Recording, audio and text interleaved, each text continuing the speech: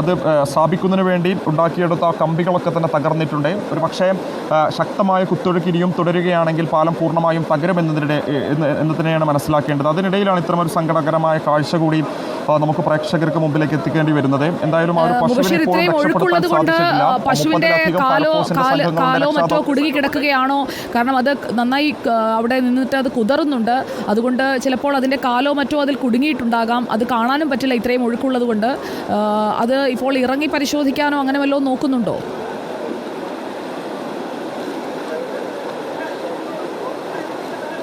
സുജയ, നിലവിലെ സാഹചര്യത്തിൽ അപ്പുറത്തേക്ക് കടക്കാൻ കഴിയില്ല. കാരണം ശക്തമായ കുത്തൊഴുക്ക് ആ ഒരു മേഖലയിലുണ്ട്. ഫയർഫോഴ്സ് ഉദ്യോഗസ്ഥരെ സംബന്ധിച്ച് ഏറെക്കുറെ പുഴ കുത്തൊഴുക്ക് കുറഞ്ഞൊരു മേഖലയിൽ നിന്നുകൊണ്ടാണ് നിലവിൽ അവർ ആ പശുവിനെ രക്ഷപ്പെടുത്താനുള്ള ശ്രമം നടത്തിക്കൊണ്ടിരിക്കുന്നത്. ഒരു പക്ഷേ പുഴയുടെ മധ്യഭാഗത്തേക്കൊക്കെ തന്നെ കടന്നാൽ അതിനെ അതിജീവിക്കാൻ രക്ഷാദൗത്യത്തിൽ ഏർപ്പെട്ടിരിക്കുന്ന സംഘത്തിന് സാധിക്കാതെ വരുമെന്നുള്ളതാണ്. ആ രീതിയിൽ ശക്തമായ കുത്തൊഴുക്കുണ്ട്, ജലനിരപ്പ് ഉയർന്നിട്ടുണ്ട്.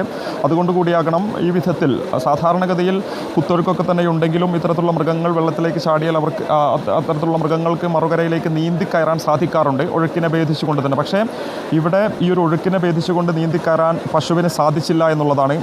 കൂടാതെ ഇവിടെ സ്ഥാപിച്ചിരുന്ന ഈ പാലത്തിൻ്റെ കമ്പികളിൽ അതിൻ്റെ കാല് കുടുങ്ങിയതുമാണ് നിലവിലെ സാഹചര്യത്തിൽ അതിനെ രക്ഷപ്പെടുത്താൻ കഴിയാത്തതിൽ പ്രധാനപ്പെട്ട കാരണമായി നിലനിൽക്കുന്നത്. എന്തായാലും അതിൻ്റെ കഴുത്തിലൊക്കെ തന്നെ കയറ് കെട്ടി രക്ഷപ്പെടുത്താനുള്ള ശ്രമം നടത്തുന്നുണ്ട്. അത് കുതിറിച്ചാടി ആ കമ്പിക്കുള്ളിൽ നിന്നും കാല് എടുത്തു മാറ്റാനുള്ള ശ്രമം നടത്തുന്നുണ്ടെങ്കിലും അതിന് സാധിക്കുന്നില്ല. വലിയ ഭാരമേറിയ വളരെ ശക്തിയേറിയ കമ്പികളാണ്, നമ്മൾ മനസ്സിലാക്കേണ്ടതാണത്. കാരണം ആദ്യഘട്ടത്തിൽ ഇവിടെ സ്ഥാപിച്ചിരുന്ന താൽക്കാലിക പാലമായിരുന്നു SOG ഉൾപ്പെടെയുള്ള ലോക്കൽ പോലീസ് ചേർന്നുകൊണ്ട് ഈ ഒരു മേഖലയിലൂടെയായിരുന്നു അവശ്യ സാധനങ്ങൾ ഉൾപ്പെടെയുള്ളവർ മറുവശത്തേക്ക് കൊണ്ടുപോയിരുന്നത്, യന്ത്രസാമഗ്രികൾ ഉൾപ്പെടെ. പിന്നീട് ബെയിലി പാലം വന്നതോടുകൂടിയാണ് അതിൻ്റെ ഉപയോഗം കുറഞ്ഞത്.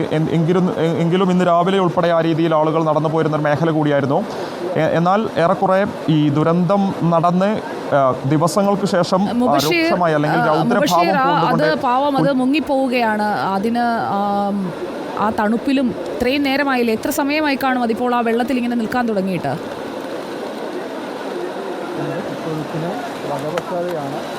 സുജയപാർവതി, ഇപ്പോൾ ഏറെക്കുറെ ഒരു 40 മിനിറ്റ് പിന്നിട്ട് കഴിഞ്ഞു. ഈ ഒരു പുഴയിൽ ഈ പശു അകപ്പെട്ടിട്ട് വളരെ സങ്കടകരമായ കാഴ്ചയാണ്. അതിനെ രക്ഷപ്പെടുത്താൻ സാധിക്കുന്നില്ല.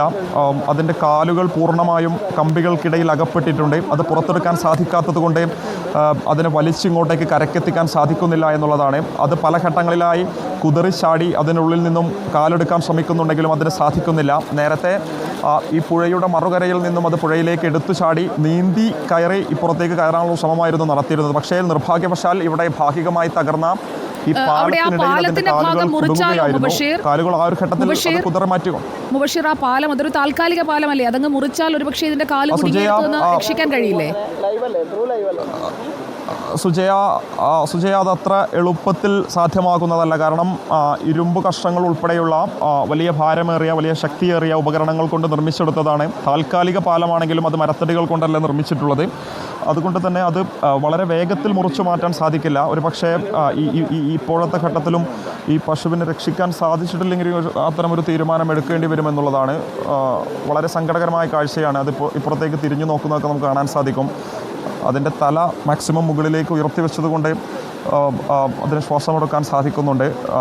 ഇപ്പോൾ ദൃശ്യങ്ങളിൽ കാണാൻ നമുക്ക് ഫയർഫോഴ്സ് ഉദ്യോഗസ്ഥർ കഠിന പ്രയത്നം നടത്തിക്കൊണ്ടിരിക്കുന്നുണ്ട്. അവരുടെ അരയിലൊക്കെ തന്നെ കയറ് കെട്ടിക്കൊണ്ട് അത് അപ്പുറത്തെ ആളുകൾ പിടിച്ചുകൊണ്ടാണ് അവർ ആ പുഴയുടെ ഒരു ഭാഗത്ത് നിൽക്കുന്നത്. ഒരു പക്ഷേ അതിനും അപ്പുറത്തേക്ക് പോയി കഴിഞ്ഞാൽ പുഴയിലൂടെ ദൗത്യസംഘം ഉൾപ്പെടെ ഒലിച്ചു പോകുന്ന രീതിയിൽ ശക്തമായാണ് ഇപ്പോൾ പുന്നപ്പുഴ ഒഴുകിക്കൊണ്ടിരിക്കുന്നത്.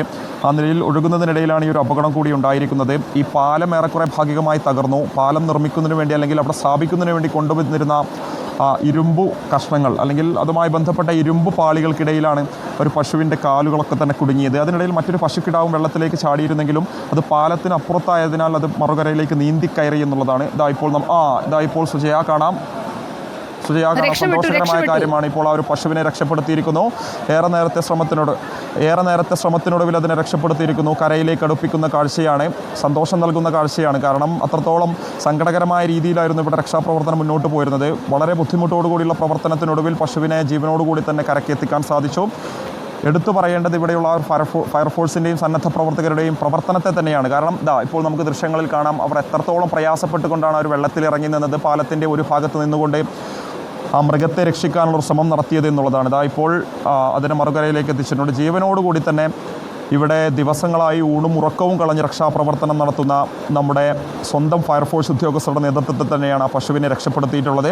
മറുകരയിലുണ്ടായിരുന്ന മറ്റു 3ഓളം പശുക്കിടാങ്ങളെ ഉൾപ്പെടെ ആ നിലയിൽ പാലത്തിലൂടെ തന്നെ പുറത്തേക്ക് എത്തിച്ചിട്ടുണ്ട്. ഒരു പക്ഷേ ഇനിയും വെള്ളത്തിലേക്ക് ചാടാനുള്ള സാധ്യത കൂടി മുന്നിൽ കണ്ടാണ് അവയെ മറുകരയിലേക്ക് എത്തിച്ചിട്ടുള്ളത്. പുഴയിൽ ഇപ്പോഴും ശക്തമായ കുത്തൊഴുക്ക് തുടരുന്നുണ്ട് സുജയ. ഇപ്പോൾ ആ പശുവിന് ആ രീതിയിലൊന്നും പരിക്ക് സംഭവിച്ചിട്ടില്ല. അതിൻ്റെ കാലുകളൊക്കെ തന്നെയാണ് ഫയർഫോഴ്സ് ഉദ്യോഗസ്ഥർ പരിശോധിക്കുന്നത്.